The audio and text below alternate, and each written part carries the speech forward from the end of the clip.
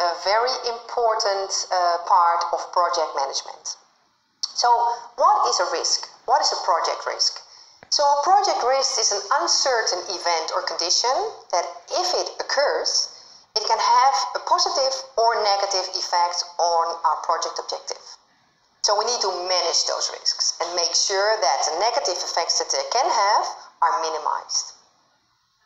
So we've seen also before that there's 4 parts that we need to do when we do risk management. We need to identify the risks, we need to assess their likelihood and impact, we need to define the actions that we're going to undertake when these risks occur, and we need to monitor and review them. So let's look at how we can identify risks.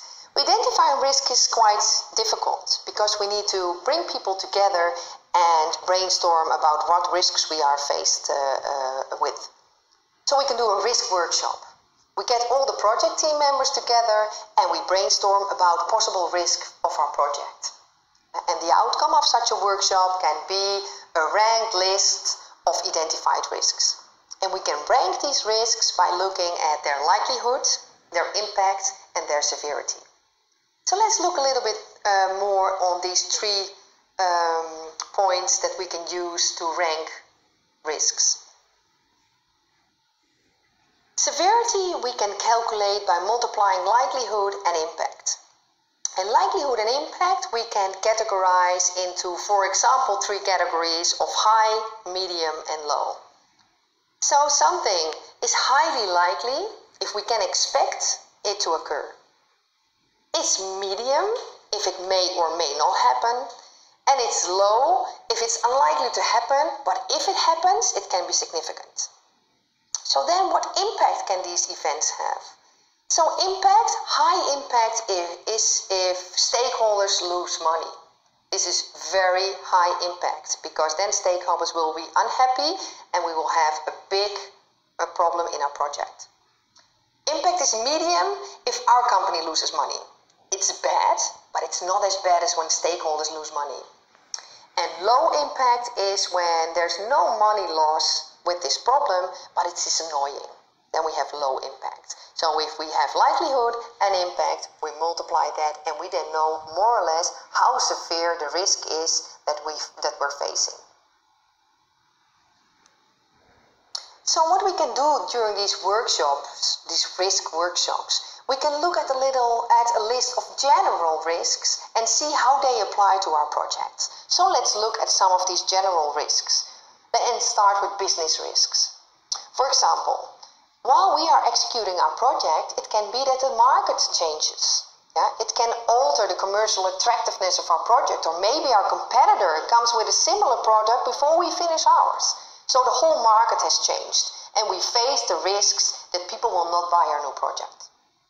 We can also have misjudged the market.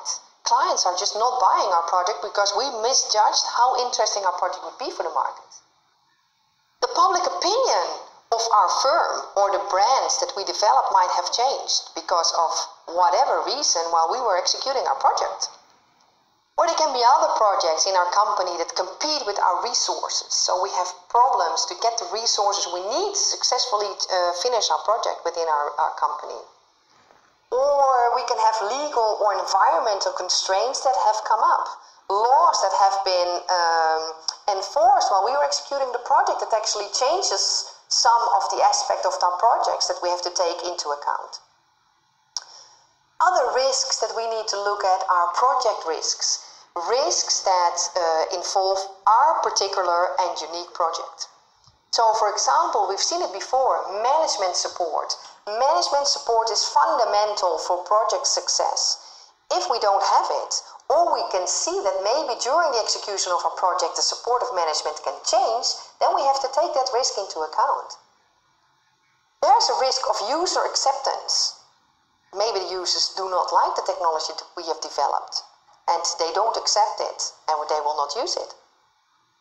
We can have subcontractors that fail to deliver if we, for example, build our system upon other software or upon other hardware, but we don't get this. Then we have a risk in our project we cannot finish on time. There can be uncertainty about the user requirements. Users are never really clear about what they want. And if we show them what we think they asked us for, they might say, oh no, but I wanted something else. So there's uncertainty in the user requirements that we have to take into account and deal with while we execute the project. We can have a team that doesn't have to require skills. Maybe because we're competing with other resources in our company and the team members that we need are just not available, so we get other team members